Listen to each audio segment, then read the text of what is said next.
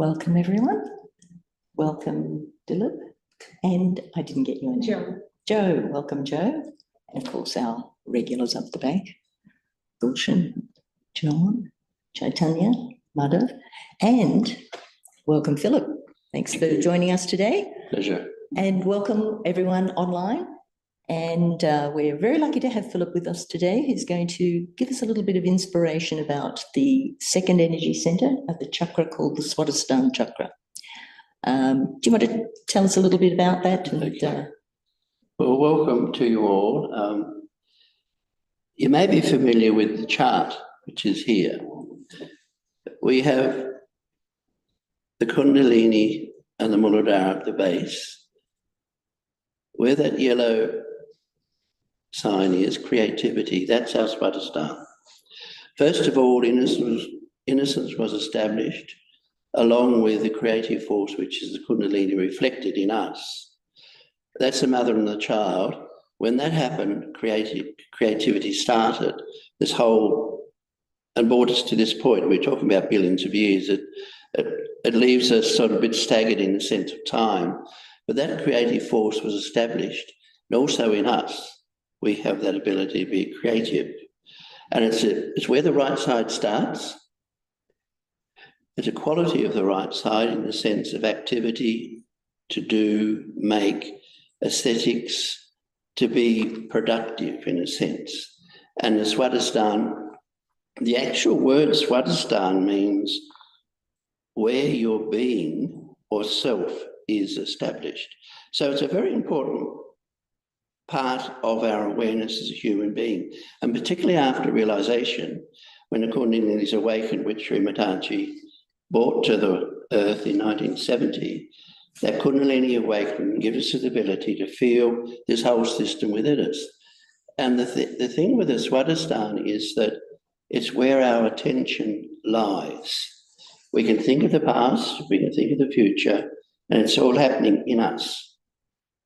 It's part of how we've been created. I don't think we often sit down and ponder as human beings, where did this awareness come from? How can I do that? We've been given all these things. And the right side is productive, and particularly in this era, where the ego, which is an extension of the right side, is where we're at in creation and evolution. And the beautiful thing about the awakening of the Kundalini, the central channel can be established, and we can feel in our system, left side, right side, and we can find how our right side is with our attention. It registers on this thumb.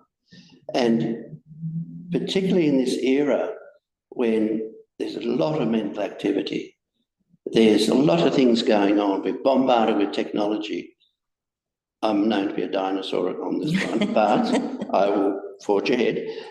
There's a lot of things going on, and the right side can clamp itself into all this activity. And the beautiful thing that you can have with Sahaja Yoga is when this center is awakened, the Kundalini is awakened in the central channel, you can find within yourself that moment. It's called nirvichara.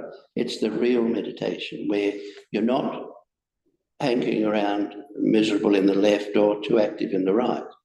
You have a balance. The left and right side are important because they give us abilities. But once the Kundalini is awakened, you can find out, you can see your attention. And the thing with meditation is, where is our attention? That's a quality of right side, of course, because you're aware of where you are. You can, in your meditation, the mind can be rattling away, and you're, in your attention, take it up here to meditate, away from where it's happening in our head. That's a beautiful thing when Kundalini is awakened. So one of the main practices, once this Kundalini is awakened within us, is to be aware of left and right. And one big problem today is our right side. We've evolved into this quite an egotistical way of me, I, creating things that are destructive, being, you can see it in the politics of the world today. I think it's very obvious. So one of the things we can do in Sahaja Yoga is actually look after ourselves by balancing, by using foot soaking, which is very good for the right side, to cool the right side down, to bring it down. So this can open up, and that kundalini can go through to find the silence. So it's a process. And the biggest thing that, as I said, in this modern age is our ego. And one thing, when you get your realization, you become aware of, oh, the ego.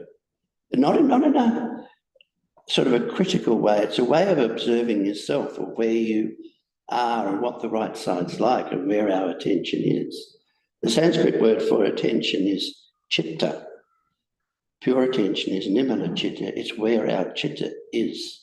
And we know that ourselves as human beings, we can start doing things, the mind can rattle on, and before you know, you're off with the birds, and you're away from what you are supposed to be doing, and you worry about things of the future, which is right side extension.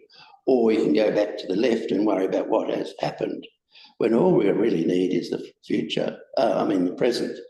So it's like and a beautiful thing that Shri Mataji has given is that once we get our awakening, we can feel ourselves on our subtle system and be our own teacher, in a sense of where we are. Not in a critical way, as I said before, but a way of, okay, I'm in the right side, I better meditate, have a foot soak and calm it down. So the central channel, which is a step in evolution, can be accentuated and grow. And when you go into that space, it's silent, it's beautiful, and you're more contented inside. And that's a process. And this is why we nag a bit about people meditation and doing the practices, is because that's how it happens. Evolution is an evolutionary step within ourselves, does not move quickly. As we were saying before, that first quality, creativity, was billions of years ago. And we've evolved through that up to now. And we're at the point at the top where we've got to find our purpose. And a lot of people are asking, what's this all about? And the attention, the meditation, and we soothe that attention within ourselves, helps us find the heart, the spirit in our heart. And that's a process that evolves. And it's not sort of talking yourself into it, it's a process. That's the beauty of it. Yeah. Because it's been easy for us to understand that there is God, there is divine all around, because you can see the flowers and the trees and the things and the babies and the things we can't make. Exactly. So there's some greater force doing it. But the different thing now, and you're talking about Shri Mataji and self-realization, is that we have that force inside us, and so then it's our attention going to that. And because we've got the habit of being outside all the time, that daily practice of it trains us to put our attention back on. Exactly, and it builds. Spirit. We can. Some human beings don't recognise there is a creator, but the beautiful thing about it, as you were saying, when this is awakened, you can feel it. It's not intellectual. It's there, and it's beautiful. Particularly when you understand yourself in relation to creation, and that happens through the subtle body. Well, and the thing is, you have to understand it to want to do it. So you do go there initially, but once you feel it, the whole doing is in order to not think, to feel it. Well, this is the thing I always, one thing that I've learned over the years is that you've got to be tenacious, do the practices, not in a sort of what we call a right-sided way, I'm going to grow and I'm going to build this ego, is let it occur. Be patient, let this grow, and you'll feel it within yourself rather than us telling from experience, which it is. You can learn for yourself. It's not nothing to do with talking anyone into anything. And it's that being still in the present and seeing it and feeling it happen. Yeah.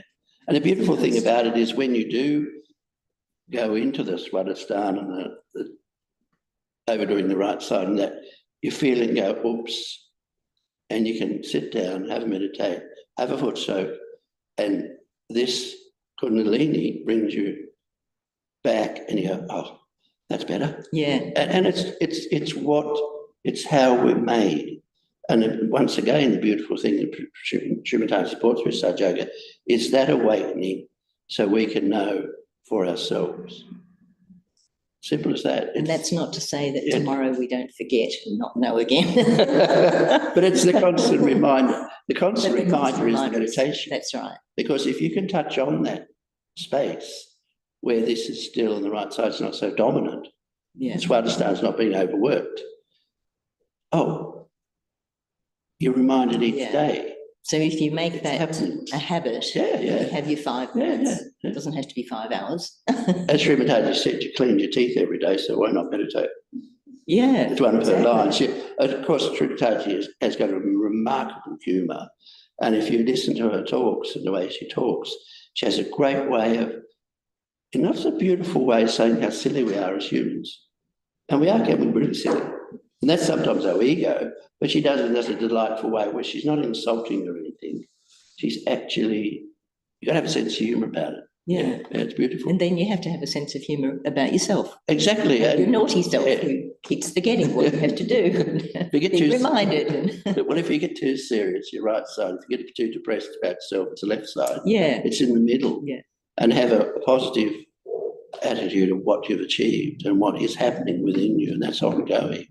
And Swadhisthana is important because, as I say before, it starts at the base, runs up the right side, and becomes the ego. And once that's soothed and comes down through our practices, it's not so chatty up here.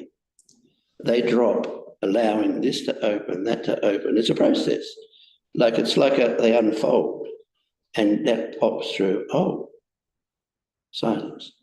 The beauty of it, And that inspiration when you're in the present, coming from the pure desire of the left side, goes to the right side in its purity. So your action and your inspiration acts. And that's when you get your creativity, your painting, your music. That's how aesthetics work. From the beauty of the present. The most of the great art in history is from the unconscious, from the centre. Because it's inspired and it helps in a sense of doing things, even in your daily life. If you're in the centre, things happen along the way which are for our benefit. And I'm not trying to sound too sort of glorious, but it is a fact. We don't want to sort of wave the flags too much, but it's there, it's in us, it's our beauty. And thankfully that Shri Mataji brought it into this era, which is needed and predicted. Which is beautiful, yeah. So shall we go there to the present moment? Yep. And self-realization, you mentioned, which is our beginning of our meditation, and always good to refresh and do it again. Yep. So did you want to take us through the self-realization? Yep, okay. That'd be nice. Well, the beautiful thing about this, for those who are new, is that it happens inside ourselves. As though we breathe, the heart beats, that's all spontaneous, it's been there. We don't sort of do anything about it, it's there. The same thing with this, we've got the Kundalini at the base. We'll go through a process where we ask for it to awaken. And she's there, she's intelligent, and by requesting it, her job is to arise, to make the yoga, the union or the connection, second birth, many names for it, same thing, to feel it for ourselves. That's the important thing. So we open our hands on our lap, close our eyes. We'll use our right hand to place on the centres of the left side, just side of desire. So place the right hand on our heart. And here we can ask, who am I? What am I really? Am I the spirit, which is that eternal part of ourself, which is actually in the heart? It's there. We can actually feel it. We can ask that question, am I spirit?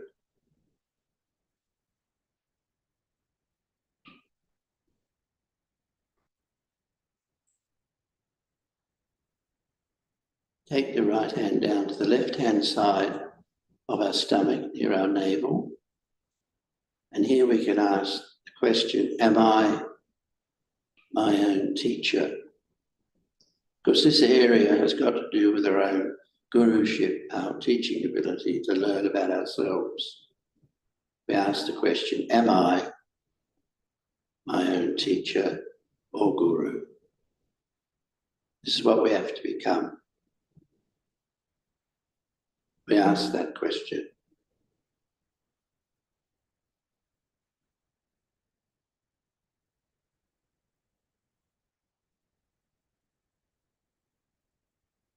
Take that right hand down to where the leg joins the body.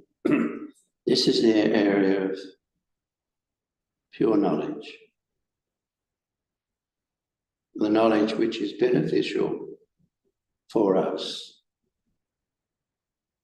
We can ask the question, am I the true knowledge? We've got to find out about ourselves.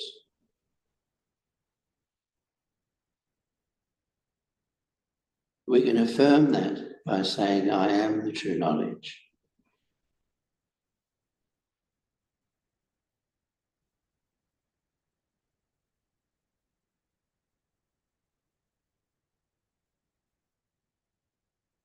Take the right hand back to the left hand side of the navel. I am my own teacher. We have the ability to be that, which is most important about ourselves. I am my own teacher or guru.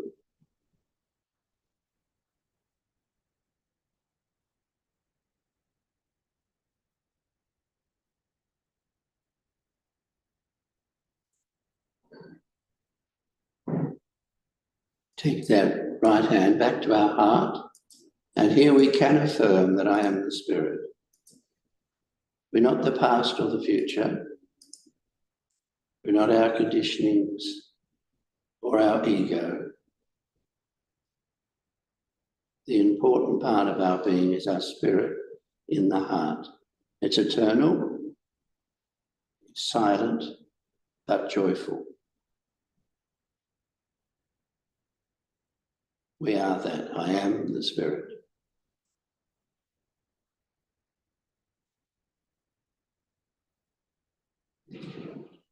This is what we need to evolve to find our real meaning.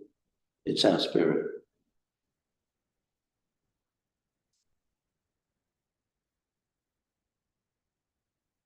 We take that right hand up to the left shoulder where it joins the neck. In this center, if we feel guilty about something we may have done in the past or whatever, we have to remind ourselves that we're not guilty. Because guilt can weigh on us and bring us down.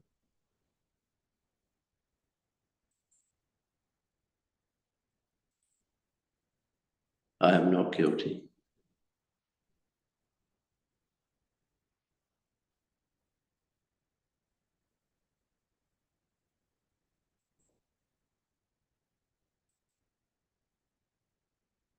Take our right hand to the back of the head.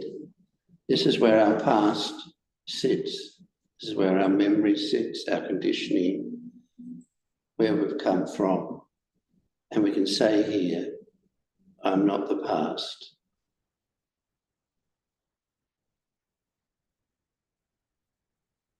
Yes, there's good things we've learned. There's some things we should drop. I'm not the past.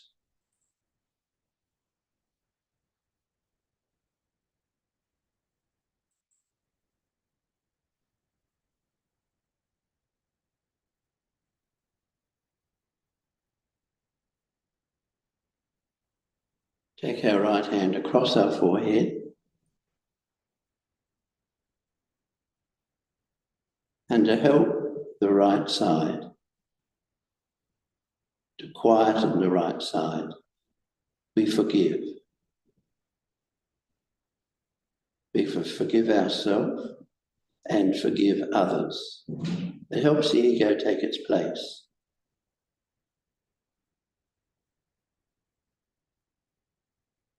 I forgive everyone. It's a great quality.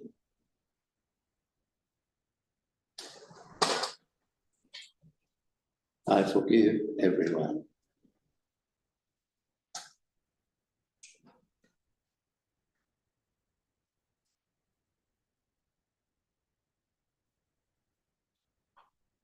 Take our right hand to the top, place it across the top of our head.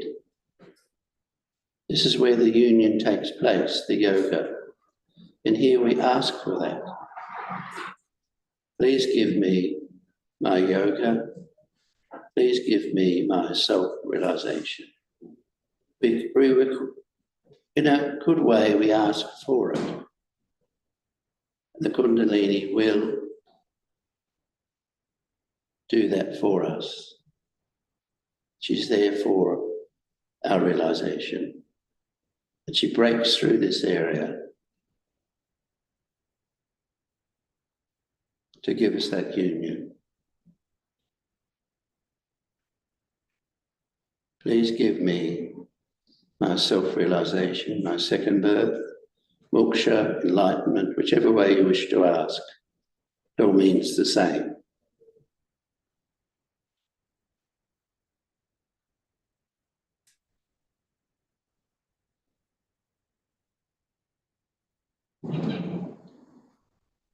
Now lift that hand up slowly above to see if you feel a gentle breeze there.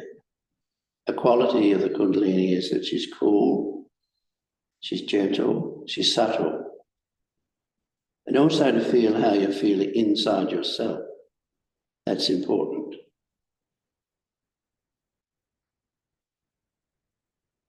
And try it at various heights above your head.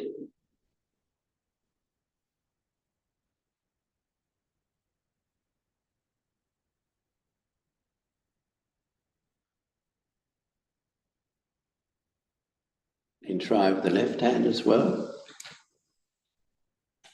This is to feel for yourself that it is there.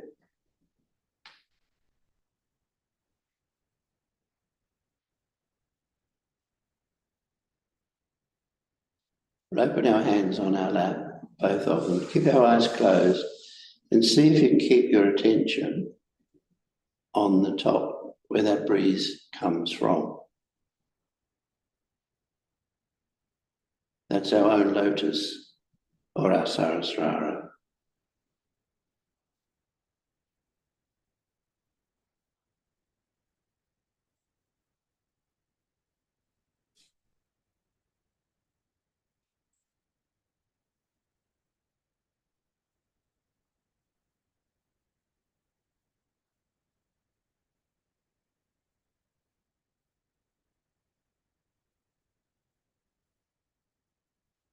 We can open our eyes, take our right hand, just run it up the front of the body.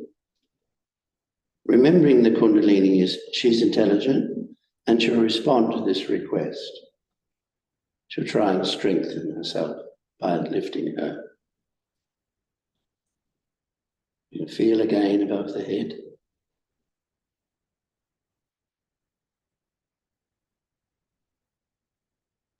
At the same time, you may feel a breeze flowing in the hands. You may feel tingling on fingers, but that's just the chakras, but generally you can feel a subtle breeze in the palm to indicate that it has happened. Nice. We might play that small excerpt to Shri Mataji talking about the attention and some of the qualities of the Swadhisthana chakra.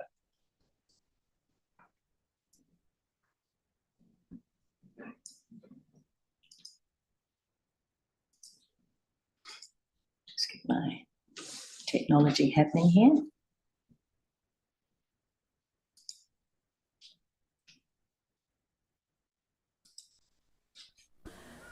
So the basis or the essence of the Swadhisthana chakra, though is aesthetics, the force and the energy of Swadhisthana chakra is attention. If you have a wobbly attention, if your attention is 1 minute here, 1 minute there, if you have an attention by which you just can criticize others and cannot see your own faults, if you have an attention by which you show people that you are a frivolous, nonsensical person, then your Guru principle is wasted. It is the effort of Sahaja Yoga that is wasted, and your Guru's job is also wasted.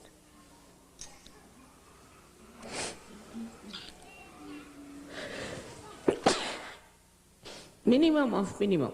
Just going to try and First, the attention better. has to be pure. Pardon me while I stop sharing and share again. Pure attention doesn't mean harshness. It doesn't mean asceticism. It doesn't mean disciplining your eyes like a blinkers of horse. But in all freedom, your attention to be concentrated. Where do we pay our attention the most? If we are honest, we can think on human level, we pay our attention to our children, to our wife, to our husbands, to our family, the relationships which are with love. So, when your attention has got the compassion and the love for another person, then only you can work out the realization of others. If you have to work out the realization of others, it has to be an intense love for another person. If you don't have that intensity, you are just moving your hands, raising the kundalini because your mother has given you powers and it's finished off. That intensity of love can only give you success with your pure attention, and I think the pure attention can only love. Impure attention cannot love, because all impure attention is self-oriented, I-oriented. They are not self in the sense, spiritual-oriented. But the idea that spirituality is love, it seems to be a new idea for many people. They think spirituality means a person who is just absolutely dry like a beanstalk, and nobody can go near that person, nobody can communicate with such a person because that person is too pure. If the soap cannot cleanse your body, what's the use of having the soap?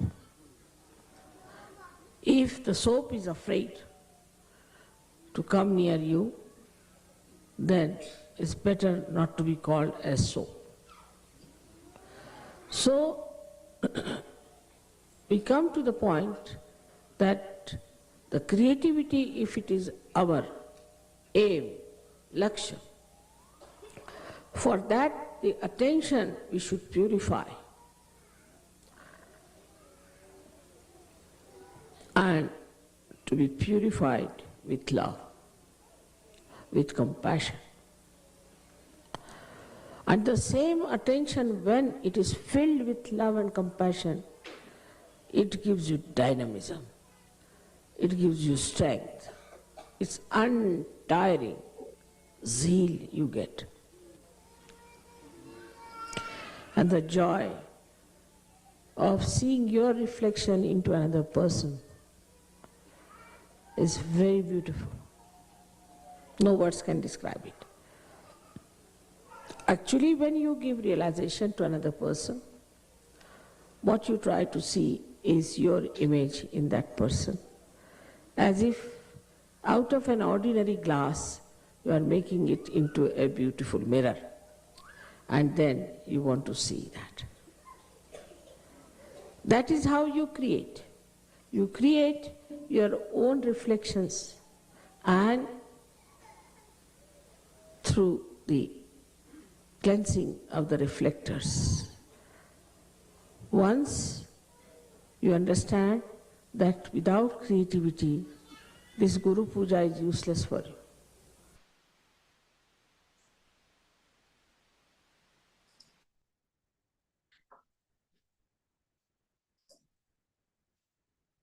So let's try and purify our attention and have our second meditation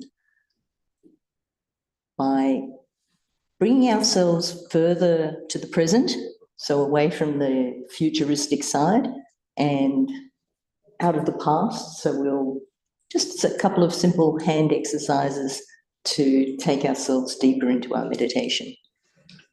So again, just closing your eyes, and you're just dropping your right hand down towards the earth. So keeping your attention, or take it up to the top of your head where we were asking for our realization, we were getting our connection, and we're just letting our Kundalini, our mothering energy, take out anything from the past that's dragging us back into the past, into the earth. So these elements become very powerful. So anytime you feel that pull of the past things that have happened, you can just sit on the earth, or at least direct your right hand towards the earth. If you're sitting on the ground, you can put your hand onto the ground, and that earth element will just suck away all those past experiences.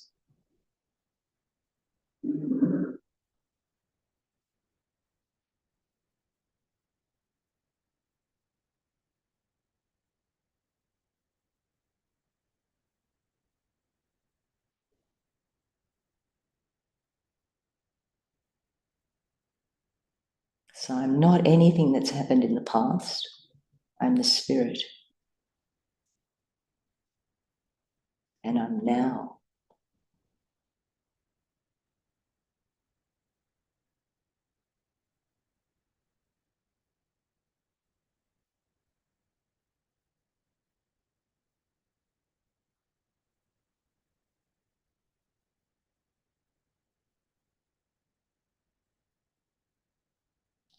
And let's bring that hand back open in our lap. And we'll bend the left hand with the palm facing behind us. So we're letting the element of the air suck away any futuristic ideas, any heat from our day's activities, so that we can come more into the present and be one with our spirit. Still, our attention is at the top of our head. Just feeling our heart on our breath, letting all that heat funnel out into the atmosphere that's so very powerful and sucking. Without us doing anything, it just happens.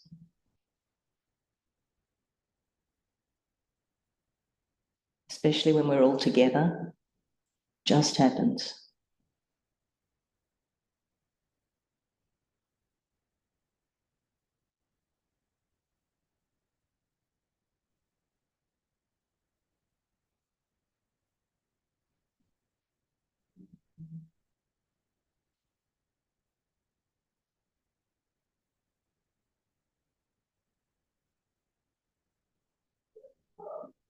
Continue being aware of your breath,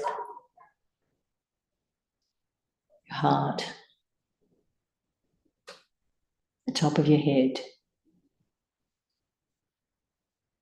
You can bring that hand down open in your lap.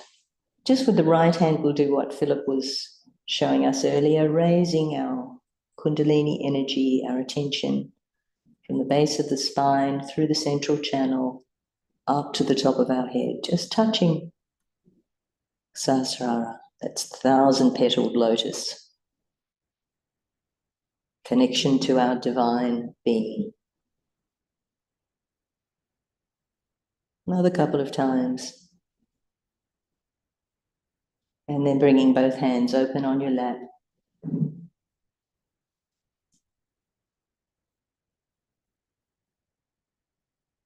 Just with our attention on the top of our head, we'll play a little bit of Philip's favourite music, just to give us a little meditate in the Sahasrara.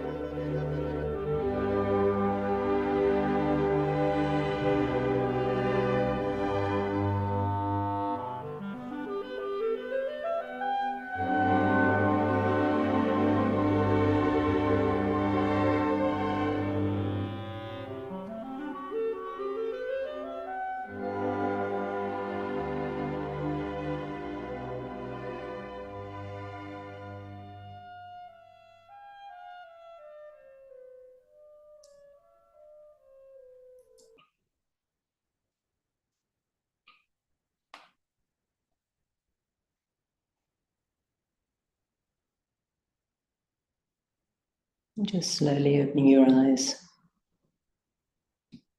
And we'll do the short form of raising our Kundalini. And this is how we'll start and finish our meditation. On the days in between, we're doing it collectively. So it's with our hands. The left hand of our desire raises up. The right hand of our action winds around. So we're keeping our busy right side hand busy. And the left one of desire raises up, and we're tying a knot. So we really want to keep our attention up. And the second time, one for each of our channels, 2 knots this time. And the grand finale, third time, tension on your hands, 3 knots. Surprisingly, you can feel your Kundalini at your Sahasrara when you do that. And what's happening, Joe, when you've done that, you can feel those vibrations in your hands.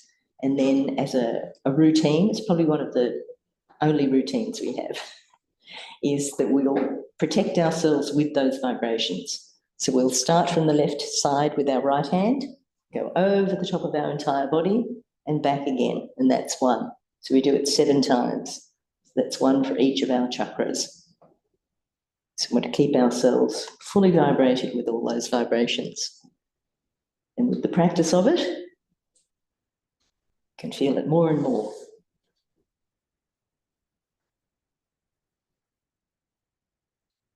More or less 7. And with that, if anyone has anything they would like to ask, we've got lots of people here who'd like to answer your questions. So even if you don't have a question, you can make one up. And also online, if you wish, you can put something in the chat. Just make sure you've got chat ability. And otherwise we will, yep, you've got the ability to chat. So feel free to give any feedback or questions in the chat on Zoom. And otherwise, we'll just put some music on and talk amongst ourselves. Thank you, Philip. That was very nice. Hope you, how did you feel, Joe? Yeah, it was quite good. You could feel the cool on top of your head, or it could be cool or hot or something at least. What about you, Dilip? It's good. It was good. Because you've been practicing it a bit with Vara. Yes. That's great. I'm used to it. She is like first It's time. my first Yeah, time. no, that was good. It's always good for us too when there's more people come along. So I'll, for everyone online, I'll give you a little bit more music, some pictures to look at.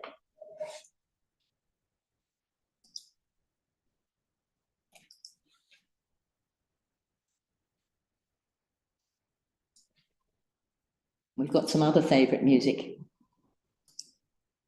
of Philip's as well.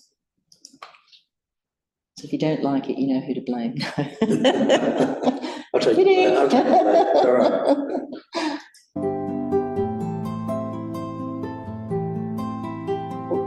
Put it up there.